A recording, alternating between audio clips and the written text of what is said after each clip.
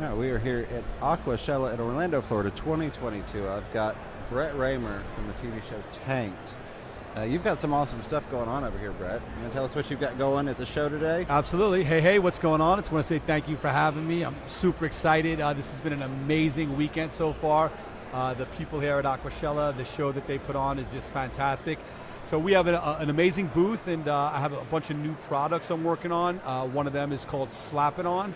And basically it's vinyl stickers that you're going to be able to stick on your wall or on your aquariums. And then what I do is I narrate a video. Once you scan over with our app, it takes a video and brings that fish to life with me narrating to you information about that fish. And where we're trying to also utilize this is we're trying to make everything into the digital world today.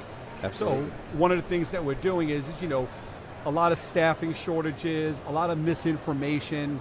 But with these stickers, you have the ability to put them on your aquariums inside your fish store or your fish room or wherever you want. And then we give you the ability to upload whatever information you want to your sticker as well. So if you own a store and you want to talk about the clownfish and you want to talk about how it has a symbiotic relationship with an anemone, or it's only for a beginner or advanced, and what it eats and compatibility, you can actually upload all of that information to the sticker, and then when they download over the app, they get a video about that product or about that fish. Well, and that's phenomenal. Like, there's so much misinformation out there, and a lot of times we don't have time, or pet store employees and owners don't have time to go through all that with every single person. A lot of people won't even ask. So the ability to do that digitally and just hit that picture, that sticker. We got live photo bombs. Right I love it. Absolutely. Right in the middle of the shooting, live. They just come on in. They have no clue. They just pop on in. No regard for anything. They just come on set. Man, you got it. Swiss security. Yeah. Security. Right here. Get up. Funny. But no, seriously. I mean, with everything going digital today's day and age, that's where I see a lot of this stuff going to. The pandemic has changed the world so much that you got to do a little bit of pivoting. And being a businessman, that's kind of what I did. So we're using this sticker purposes, one for stores, educational, museums, teachers' rooms. There's going to be a whole bunch of use to this stuff. Definitely, and I feel like that would have been awesome when you were doing Tanked. Yeah, I'm sure there were some people that didn't know, like, for instance, Shaq going, what's the fish that puffs up? The puffer fish. It would have been great to have that on their tanks or somewhere they could get that information if they wanted it, right there. So, totally agree with you. Yeah. And like I said, today's day and age, being successful in the aquarium world is about, having the right information. And, Definitely. It's super important. Look, if you get the wrong information, you're going to have a problem. I mean, look, you go to your gas station and you put, the wrong gas in your car, and your car's not going to run. Right. It's kind of the same thing with the aquarium world. You get misinformation, and then you go out, you get frustrated, you don't do it the right way, and then the next thing you know is you're out of the hobby. So a lot of the things that I've been working on that I have coming up this year are going to be very educational based and giving people proper information from someone I consider an expert myself. So that's kind of where we're going. Oh, definitely, and that's phenomenal. We definitely need that. I spend a lot of time on YouTube just trying to get rid of some of those myths and things, and then answering questions, doing what your stickers are doing. So the fact that there's going to be that outlet is just amazing. We definitely need more educational things available, and the technology has definitely shifted that way, like you said. Yeah, and I am 52 years old, and the world has changed. Cryptocurrency is something over the last, 10 years that has taken the world by storm. It's made people, multi-millionaires, but what it's also done is it's launched another craze called NFTs. Right. And, a lot of people out there don't really know what an NFT was. I didn't know what an NFT was until I did a little bit of homework and did some research. And what I was doing is I've always missed out on like the thing of the future. Like I missed Microsoft, I missed Tesla, I missed, Facebook. I missed a lot of the things in the world that I could have made a gazillion dollars on, Definitely. I missed Doggy Coin, Right. I missed them all, but I didn't want to miss NFTs. So what I did is I was looking in the NFT space to see if there was anybody that was doing anything in the aquarium world. Okay. And I met these gentlemen. You can see them. You can find them at bitfins.com or at bitfins on Twitter. And these guys created a digital NFT platform where you're able to buy NFTs and then put them into your digital virtual aquarium. Oh, wow. So it's not just a digital fungible token that you have as a piece that you're just sitting on and holding to. This is something that you're going to be able to actually utilize inside of the metaverse, where you're going to be able to put your goggles on, feed your fish, pet your fish, That's cool. watch your fish grow. So it's kind of cool to add to that whole, aura of what's going on.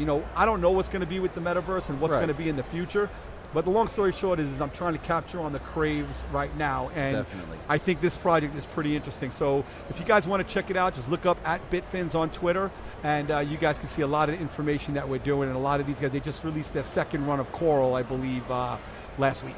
Nice. Well, and that's kind of doing something new with something new. So Right. it's adding that whole little twist to it. Yeah, and then on top of that is my ultimate goal is to build a public aquarium inside the metaverse designed by me. So we actually have exhibits, we have, stingray pools and all the things that you would see in a regular aquarium, but you're obviously doing it virtually, and you pay to get in, and then you're able to purchase things through the store, purchase NFTs through the digital aquarium. So I know it sounds so far-fetched, but you know what, if I told you about, social media 25 years ago, you would have looked at me like I had two heads. So the long story short is the things that sound far-fetched these days are the things that I'm really trying to reach out, because I've missed so many opportunities and I don't want to miss that again. Definitely, 100%. And that's awesome. So tell me a little bit about, I guess if you would, what are your 3 top favorite tanks? Because I see a lot of these were the best ones, these were the best. I want to know from you, what were your 3 favorite tanks that you did on tanks? So my 3 favorite tanks, not in any specific order, was one, I like the aquarium I did at Marathon Key. We did that tank. It was a swim tank where you had sharks on one side and then you had the other fish on the other side. It was a figure 8 aquarium, and it was a cement aquarium, but there was acrylic windows that we inset, and you were able to feed the sharks through the hole in the acrylic. And what's crazy is I just went there like a year ago to see how it was doing, and let me tell you something, it was absolutely amazing. It was so much fun to get in the water. I was able to take my friends, my kids, my family. We got in, we dove that tank, and just the feeling to be able to dive in something that you created was phenomenal. Oh, I can imagine. Oh, I can only imagine. So that was one of my favorite tanks that we did. Another one of my favorite aquariums on the show was the one we did for Shaq. The truck, the diesel truck was, that episode was just, I don't know if it so much was the aquarium of that episode, but I think it was the fact that he was such a great guy and such a great sport, and all the stuff that you saw us do with him, we had so much fun. And I don't think he expected, Brett Raymer to be the way I was to him with the abuse. I always try to have fun with these guys, and you know what? Someone like him, he just made it easy, man. And that's what I really like. Like when the show became difficult when you had some of these celebrities that didn't really work with you. Like they were there for a couple minutes and then they were in and out. But Shaq, he didn't want to leave. He was there all day long. Shaq jumping over the couch, running from the snake, you hiding behind him in the corner. And somebody told me here that snake tank in the show that one of their clients had built. They just came over to me like, oh, remember that old wood snake tank? Yeah, that was one of our clients that we built. It's all, that's pretty cool. So my third favorite aquarium has to go back to probably, early on in tank. And I'm going to say it because of what it did for me emotionally. It was when we made one for the sick kid for Chile. And we did the pirate ship aquarium. It's not so much that that tank was amazing. It was the cause of why we did it. Absolutely. And, anytime that we can go and do something special for somebody or do something where it's giving, it makes you feel good. And the hobby itself, giving is my nature. And being able to give aquariums to people and make them smile, nothing was more satisfying than doing stuff like that. That's awesome. That's awesome. Did you ever have any times that, and you may have had a lot of these, where you just thought, man, we're not going to be able to do this. This is way too far out there. This isn't going to work. Did you ever have one of those? So we did. We've had plenty of times. People don't, and I don't know if it's so much that we couldn't build it. I think it has to do with the cost. You watch our TV show and you see us make all these aquariums, and you notice that there's no price tags on any of the aquariums in the show. Right. So a lot of people, they've seen our show and they've spawned off all kinds of crazy ideas. And some of the crazy ones is like, can you make a fish tank out of my daughter's head? Can we cast it? Yeah. Can it be done? Yeah, anything can be done. But are you going to pay for the mold, for the polymer, for us to pour it? And the next thing you know is you're 300,000, 400,000, 500,000 in. Is that really worth it to you? Yeah. And then they're like, oh, we had no idea. So I don't think it was so much that we couldn't do what was asked. I think that price limitations is what limit people to that. Definitely. Well, and you've done some things that I would dare say some of the really skilled people could do themselves, like the washer dryer set that you did. Right. I mean, stuff like that. I find that stuff really awesome. That was my, a lot of that stuff where we took something and turned it into something. Yeah. That was like some of my favorite things to do. From the jackpot aquarium to the one that the slot machine, to the washer and dryer, to the refrigerator, to the cars that we've done. To the drum set. Think about that. Who takes a drum set and turns a drum set into a full aquarium? When we had that idea, I was like, I don't know how we're going to do this, but you know what? It turned out, and I still get people to this day going, man, I visited Blue Angels Music, and that drum set was amazing. Definitely. That's awesome. That really is. Do you have one that you could talk about that maybe sticks out in your head on the opposite end that was like, that was the worst experience? I do. And it wasn't on the TV show. So when Wade and I first started ATM, we had a facility that was over on, it was in a seedy part of town, and it was an old building. And the floors were unlevel. Well, one of the most important things is when you're filling an aquarium is to make sure that it's level. Right. Because if you have it unlevel on one side, there's a chance that the bottom's going to blow out. And that's whether it's glass or acrylic. Yes. So Wade and I had this 3,000-gallon aquarium that we were doing for this gentleman in California. And we filled it up. It was an L shape. And we had the fire department come in and fill it up. So Wade and I, they put the hose in, they fill it up, and all of a sudden, like 20 minutes after we're starting to fill it up, we hear like a gunshot. Oh, man. Boom! And you know that sound, you know what that is. Yes. And all of a sudden, we run out to the shop, and we see the bottom of the aquarium blew out, right? Because it wasn't level. Right. And we didn't shim it properly. We made a mistake. It blows out the bottom, and when it blew out, the water, 3,000 gallons, came out so fast that it took the cat right out the bay door. Right out the bay door. You should have seen. Goodness. We were laughing, but it wasn't funny. But that was a project that we didn't have a ton of money back then. Right. And to cut off a bottom of an aquarium that had an 1.5-inch bottom and redo it, it was a 13-foot by 11-foot L. Oh wow. It probably cost us $6, $7, $8, $10,000. But let me tell you something. We learned our lesson, and we never ever not shimmed the tank properly ever again. Yeah. And we. Not on that scale, of course, but as hobbyists, we all have those experiences. Yeah. We try and lessen that as people that educate. I won't include myself in that to the same level as you, but I have people that ask me for advice every day.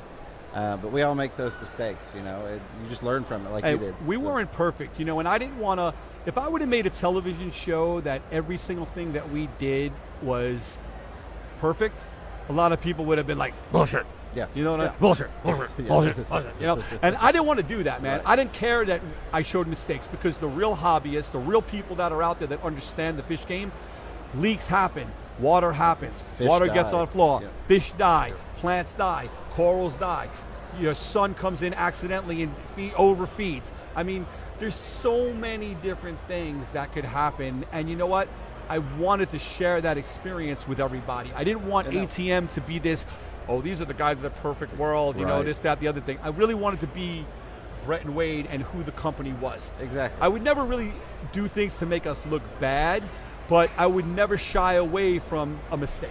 Absolutely. And I think that authenticity really came through on there. So let me ask you, if I can, what was your favorite or a couple favorite fish that you got to bring in or animals you got to bring in doing that show that you're like, this is awesome, I haven't gotten to get this in before? So we got to, in one of the earlier episodes, we got to do a shark transfer.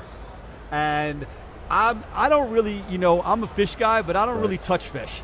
Like, if you notice, if you see any episode, like, I've always been the one that even when we went fishing, like, to grab the fish off the hook, I'd be like, nah, I'm good, Right. So the shark transfer where Wade, was able to take the shark, grab it, put it in from one tank to another, that was an amazing experience. But taking that shark experience to the next level was when we went to Dubai.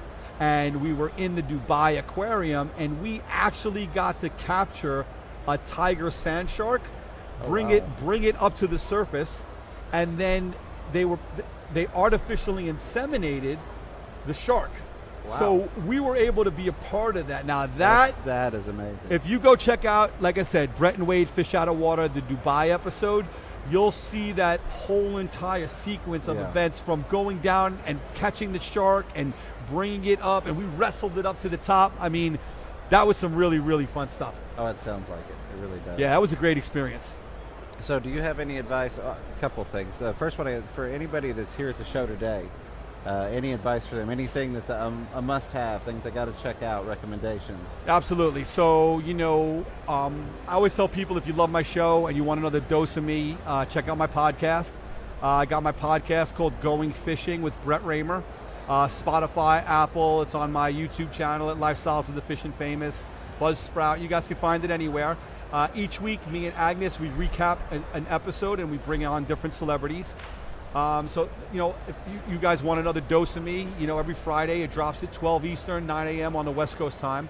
But the show itself, if you're a hobbyist, this is a show that you shouldn't miss. If you're a reef person, coral guy, freshwater, shrimp, it doesn't matter. The show has everything. There's not anything in particular here that you should see.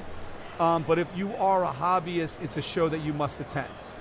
These guys have done a really, really good job at, building a brand, and I'm really glad to be a part of it. But like I said, if you haven't been to one of these shows, you definitely need to check it out, because there's something for everyone. Absolutely, and they just keep getting bigger and better. I like to think, when I used to go to, I don't know if people know this, but when I was doing shows, we were doing pet shows for dogs with a fish section. There was no such thing as an aquarium convention.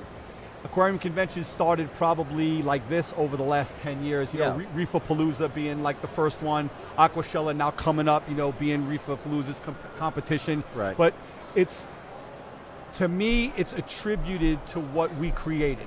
I see people like George, and I see people like, Tanner, and I see a lot of these guys, they're young kids. They're 23, 25, 26. I'm 52. I've been filming my show since 2011. So right. 11 years ago, George was 12, and I'm sure that George was watching my show. Yeah. So when I see George and I see these guys create something like this, I feel like that Brett Raymer had a hand in some of it. Not tooting my own horn, but just the fact that we were able to spread the fish love to the world. That's what we wanted to do. We wanted to see this. We wanted to make it fun. I've met 1,000 people at this convention, and you want to hear what they said? I got a fish tank because of you. I watched the show, became a hobbyist because of you. I've had people come up to me and go, you saved my business. You have single-handedly, we were going to close our fish store. When your show came out, what you did, you put so much business in our store's pocket that we stayed open thanks to you guys. And you know what? Those are the stories that really make me feel good. I even had one guy here today, he came over to me and he goes, you saved my life. Like literally, you saved my life. I was like, well, how did I do that? He goes, well, I was hooked on opioids, and I started watching your show, and I got really hooked on your show, and I realized that life is not where I'm at, it's where you're at, and I want to be there. And he propelled, he's a super big hobbyist now, he's got like 10 tanks. That's phenomenal. And he's like, he gave me his card today, and he's like, bro, you ever need anything, no matter what it is, like you call me, because you saved my life. And to me, like just that in itself is worth everything that we did over the last years, and he's not the first person that said it. That's what's crazy. I've had people come back from the military over in Afghanistan that have said, guys, you got us through Afghanistan because we watched you. You made us laugh. You made us smile. You brought us away to somewhere that we never could be. We're in the middle of Afghanistan, 110 degrees, and you took us to the middle of the ocean with smiles and love. And that right there in itself, I'm a big military guy. I'm a big police supporter. I love those guys. I love what they do for 100%. Our country. And, to hear the stories of those guys, to me, just was kind of overwhelming to me, you know. Definitely. Makes me feel really, really proud of what we created. Absolutely, absolutely. That's really what it's all about, and what it should be about is sharing that love and growing this community, you know, and helping people, because this hobby really can help people through a lot of things, addictions and, you know, mental disorders or mental issues. It's so great for so many people, all ages, young and old. Absolutely. I mean, look, at the end of the day, fish is a responsibility. Yep. You know, I always try to tell people it's just like a dog or a cat. You got to feed your fish. You got to clean their kennels. You got to clean your aquarium. You know, it's not for everyone. You know, a dog is not for everyone, and a cat's not for everyone, and fish are not for everyone. But one of the things that I want to do by the end of 2023 is I want to change the hobby again. And I want to tell you how I'm going to do that. So the statistics are there's about 50 million saltwater aquariums and there's about 125 million freshwater aquariums in the marketplace. Most people, if you start the hobby and you fail within the first year, you're most likely to leave the hobby forever. Yeah. 50% is the number that I'm hearing. Get into the hobby, and 50% leave the hobby. If you stay in the hobby for the first year and you can make it through all the trials and tribulations, you're most likely to be in the hobby for the next 40 years. So what I want to do is, I am in the process, over the pandemic, I built an interactive aquarium maintenance training program that's going to launch sometime in September, and I'm going to give it away for free. Oh, wow. I'm going to give away a class or multiple classes to people that would cost you a ton of money, but I'm going to give it to you because I want to make that number go from 50 to 60. Yeah.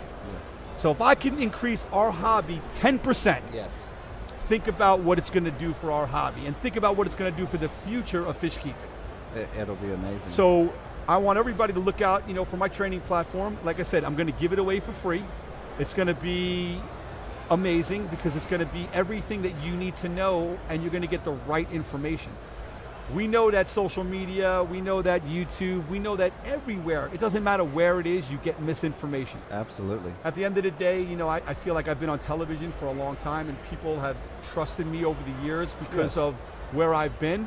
So I want to be able to take what I've learned over the last 30 years and give it to all my fans. Whether you're 5, whether you're 25, whether you're 55, or whether you're 85. My training platform is going to be simple, easy, but what's most important, it's interactive. And when I say interactive, you're actually going to be able to interact with me. And there's a social media component built to it, so there's going to be live moderators. It's going to be game-changing for our industry. I've been working on it for 2 years, and I have finally secured everything on the back end, and I believe in September it's going to launch.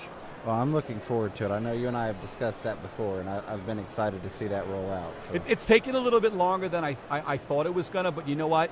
This is so important to the hobby that I'm not going to launch it until it's perfect. Right, yeah, you want it to be right. I want it to be right because you know what? God forbid I launch something and it's wrong. It's not right. You know what I mean? So that's not going to happen, but it's going to be perfect for sure. Absolutely.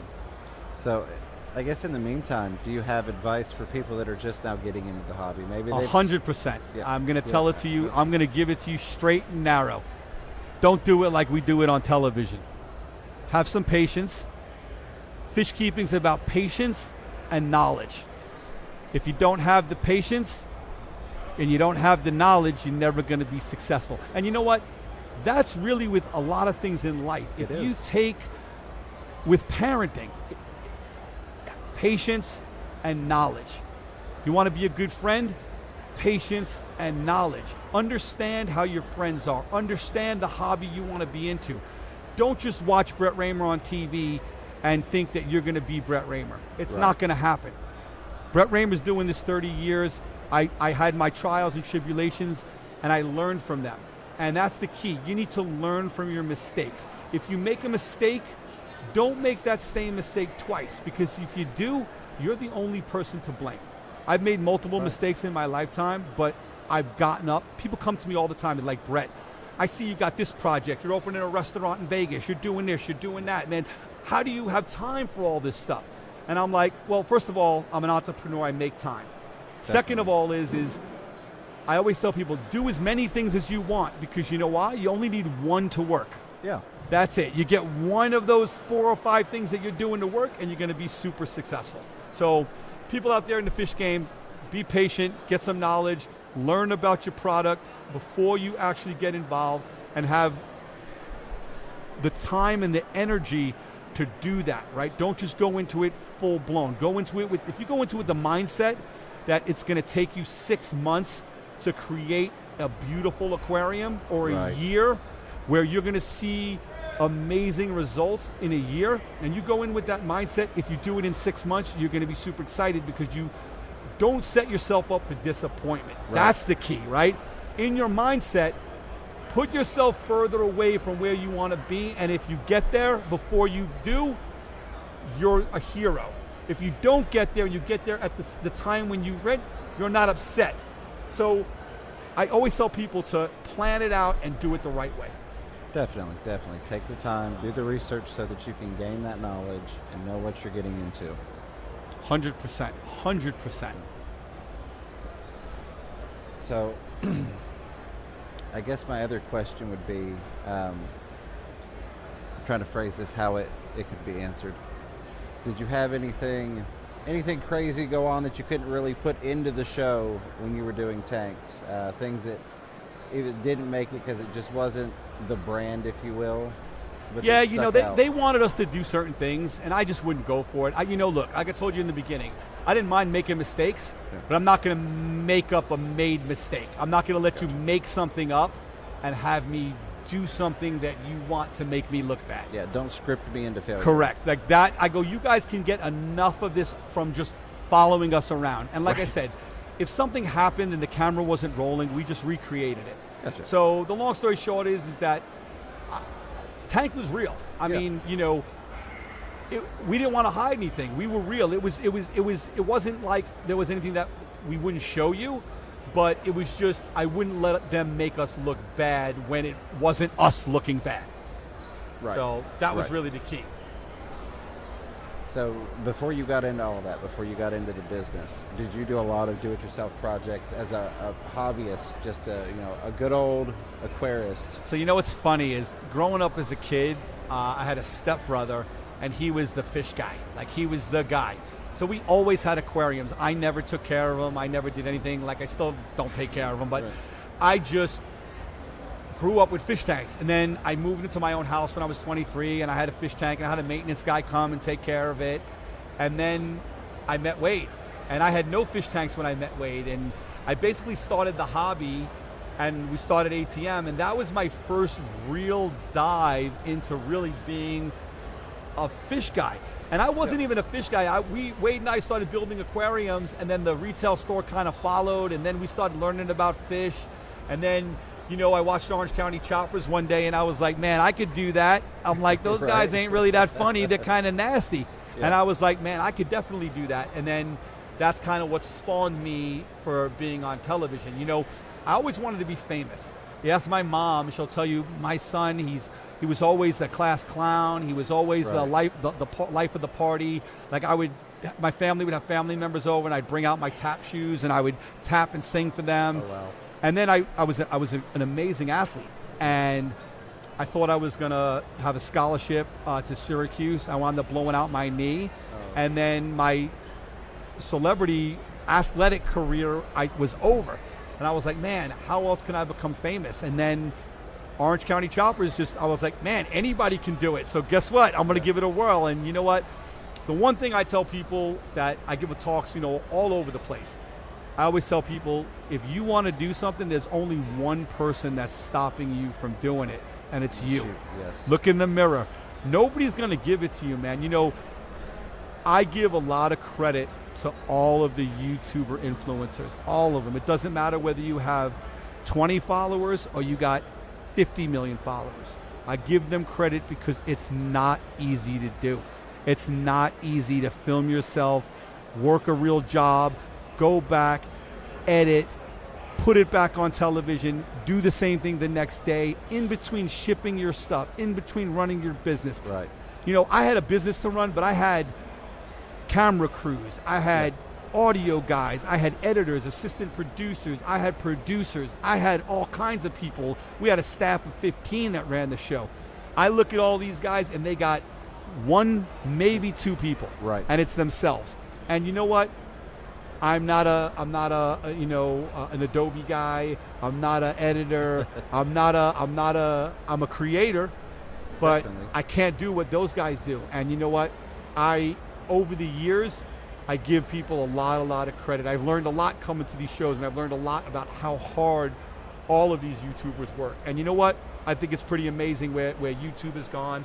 I think it's amazing where the hobby has gone. You know, seeing some of these fish guys that have 1 million subscribers, you know, like George and like, you know, Tanner, and, you know, watching the stuff that those guys do, I see myself in those guys creating. And to that, it makes me smile every day of the week, man, when I see stuff like that. It's just because I feel like, you know, the guy's like, you're the Godfather, you know, and that's kind of how I feel, you know, and not my age, just because we've been on that TV run, and all these other people have kind of, you know, followed in our footsteps. And you know what, I'm fine with taking it as the Godfather, but I really didn't understand how difficult YouTube was until I lost my TV show, and then I wanted to do it myself, and I'm like, I don't have these skills. Right. I don't have the skills like these guys do. I'm funny, I can create content all day long, but I can't shoot it, film it, edit it, drop it, and do all that. It's just not my thing. So I give a lot of credit where credit is due, for sure.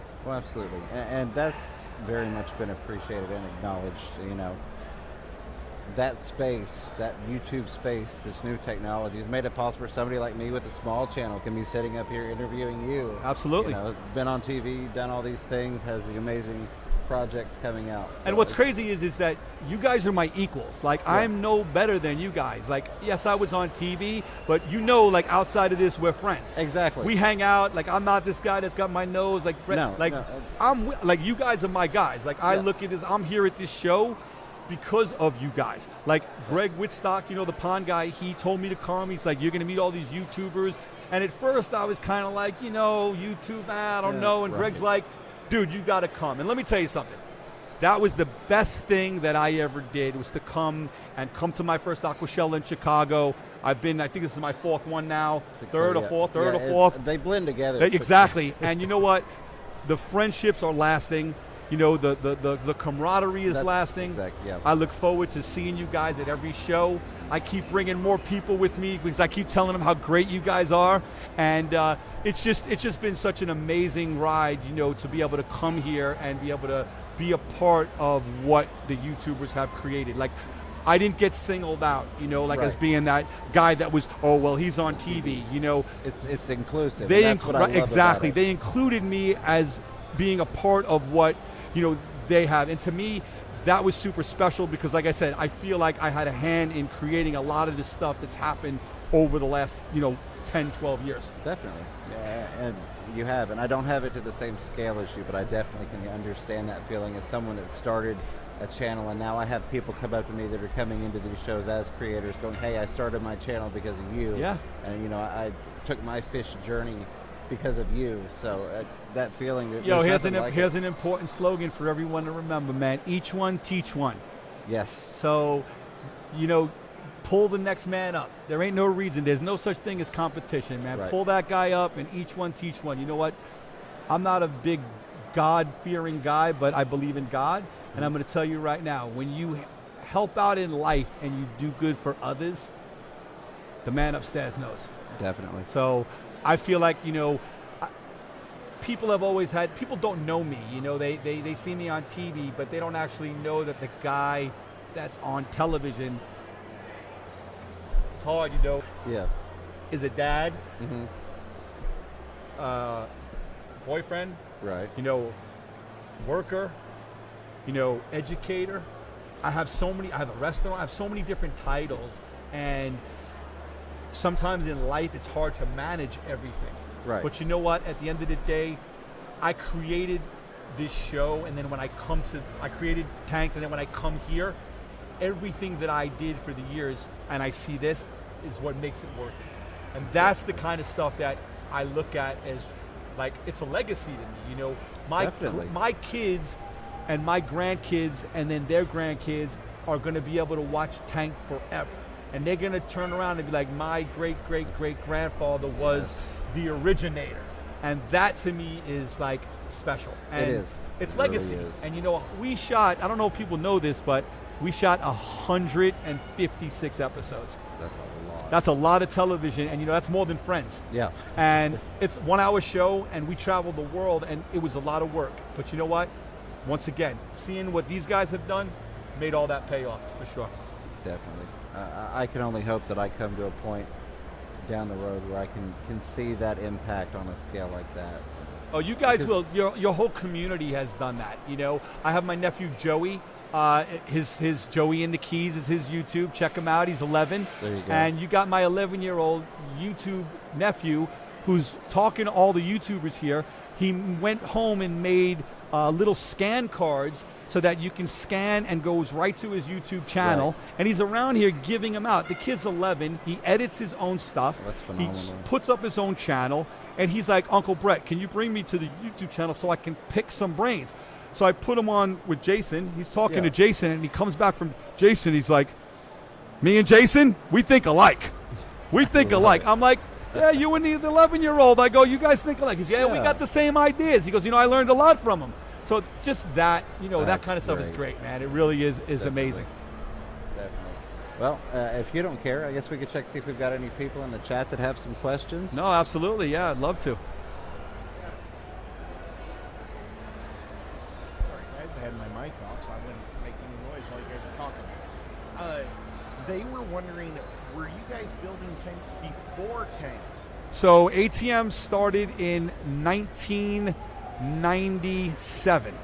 We opened up in 97, and we were building tanks for celebrities. We did Steven Spielberg's aquarium. We'd done one for Dr. Dre earlier in the career, but there was no turning aquariums into anything at that time. It was just making regular aquariums. And then I just thought I would take it to the next level, and that's when we started. So we opened in 97. The show came out in 2011. So 14 years we had the business before the TV show actually ever made it to television. What is the biggest tank you guys ever made by gallons? So I would say we've done a 1 million gallon dolphin pool in Panama City. It was a place called Gulf World. We built the swimming panels for that, and it was a 1 million gallon pool. But as far as single standing individual aquariums, I would think maybe 280,000 gallon, and that was the one we talked about at the Marathon Key. When you guys first started, were you doing casinos, or was it all over the world? So we were doing stuff all over the world. What happened was so Wade used to work for a company that was based out of San Diego called Ampro. Ampro was the original OG. Like they used to make, like, when acrylic back in the day was like so rare to find. Right. Ampro was the one doing all the acrylic work. So Wade had a falling out with the owner and basically closed up shop, and then I met Wade, and then we took over Ampro, and then Ampro kind of started it, and then that's how we became ATM. Gotcha. Awesome. We have Scuba Steve wants to know what your mafia name is. Now we have a Tennessee Mafia. Okay. And so I think you've just been asked to join our Tennessee Mafia. I love it. So my mafia name is B-Love, B-L-O-V-E. Very nice. You're sitting right next to the Python. Okay, right I love there. it. I love it. And I'm the Megalodon. Okay, the Megalodon. I like it. You know, the funny thing is somebody earlier, they were like, are you that guy? I'm like, who? He goes, the Codfather. I said, oh, okay, the Codfather. I like that one. But, you know, like I said, we could go with the Codfather, but if not, like I said, B-Love was my nickname as a kid growing up. So if you go with the Codfather, you might get a hit on you. Uh-oh, I'm in trouble. Okay. Was there ever a celebrity that wanted a fish that was unattainable?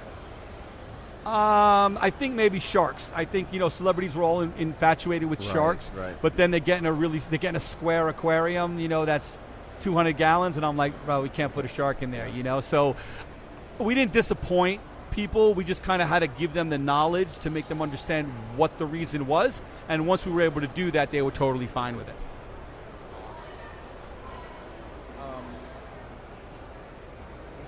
trying to look for some good ones here.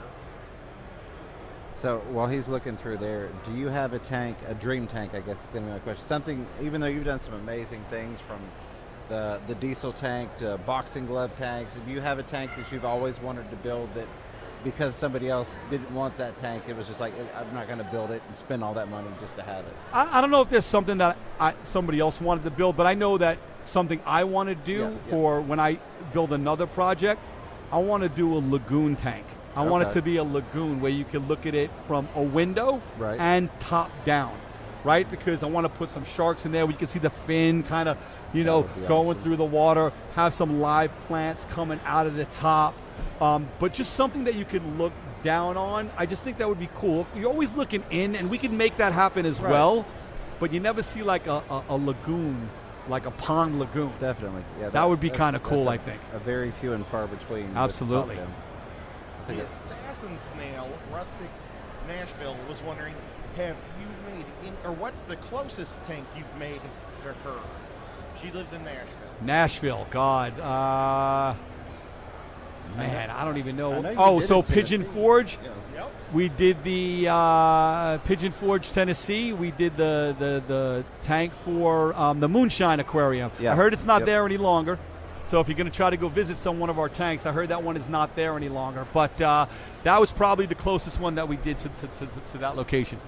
Very cool. What's the smallest tank you ever had to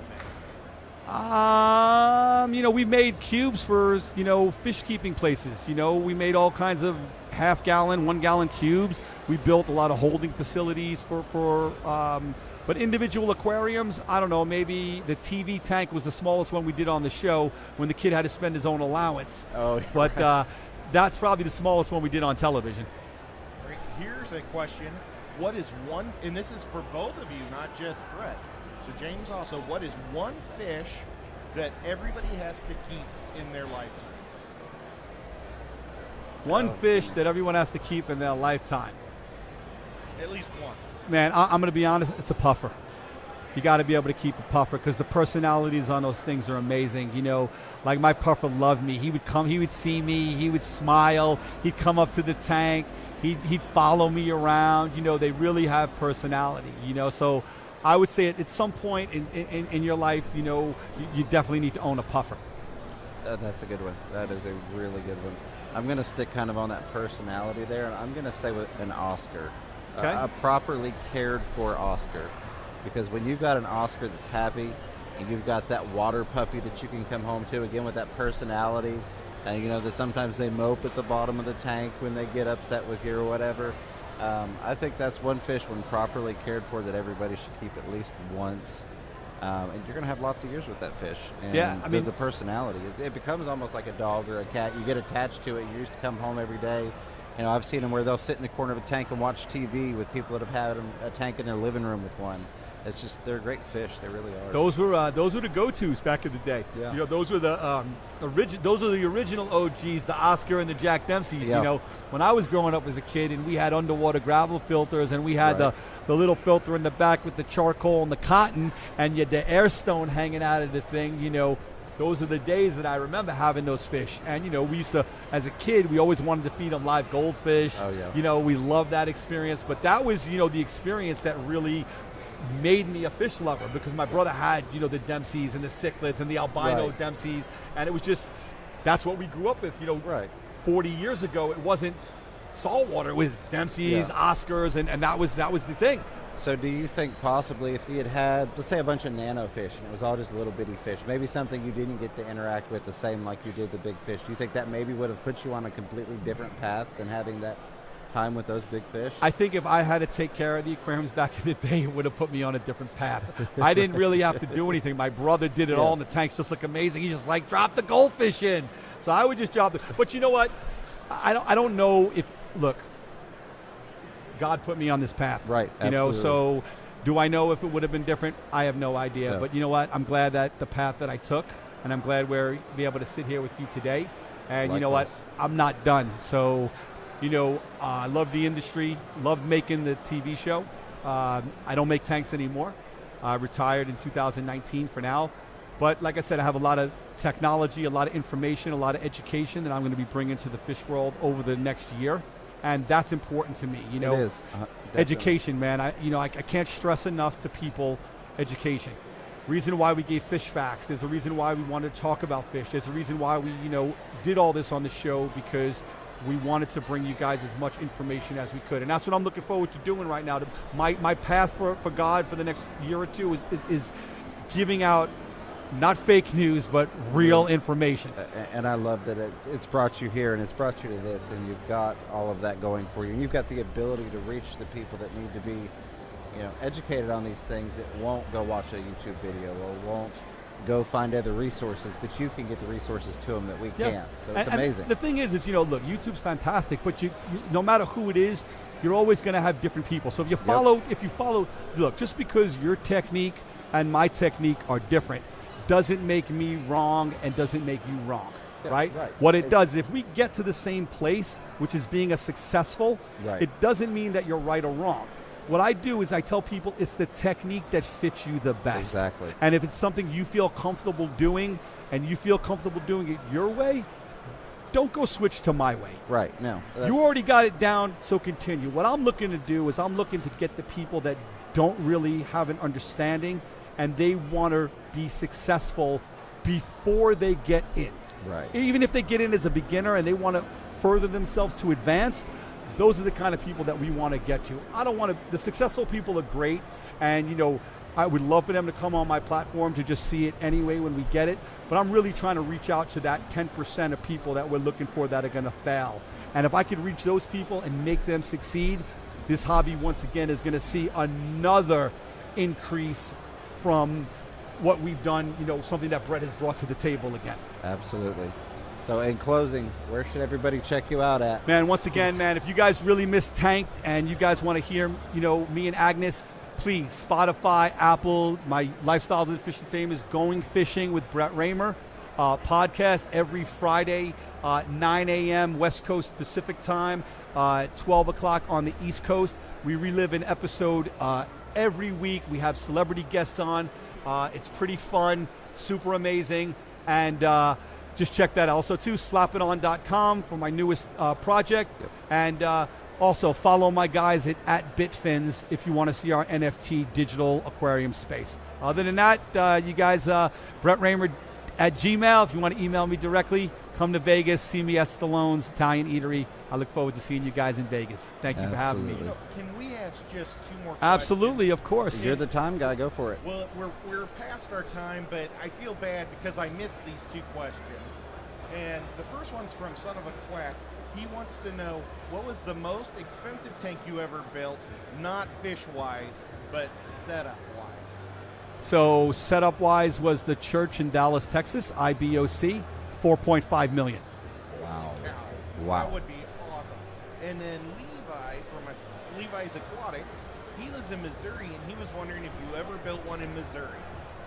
Let's see, Missouri. I'm thinking, I can't remember off the top of my head in Missouri if we built one, but I'm sure we've sent a gazillion tanks that way in the past, but I don't think we hit Missouri for the TV show. Thank you guys so much.